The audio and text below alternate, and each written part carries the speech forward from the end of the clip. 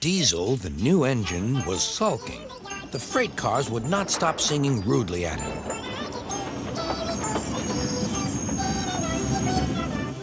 Duck was horrified. "Shut up," he ordered, and bumped them hard. "I'm sorry our cars were rude to you, Diesel." Diesel was still furious. "It's all your fault. You made them laugh at me." "Nonsense," said Henry. "Duck would never do that. We engines have our differences, but we never talk about them to the cars. That would be Disgraceful, said Gordon. Disgusting, put in James. Despicable, finished Henry. Diesel hated Duck.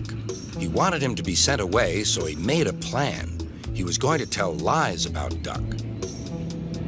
Next day, he spoke to the cars.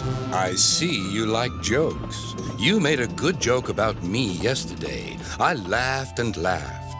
Duck told me one about Gordon. I'll whisper it. Don't tell Gordon I told you." And he sniggered away. "Ha, ha, ha!" guffawed the cars. "Gordon will be cross with Duck when he knows. Let's tell him and get back at Duck for bumping us." They laughed rudely at the engines as they went by.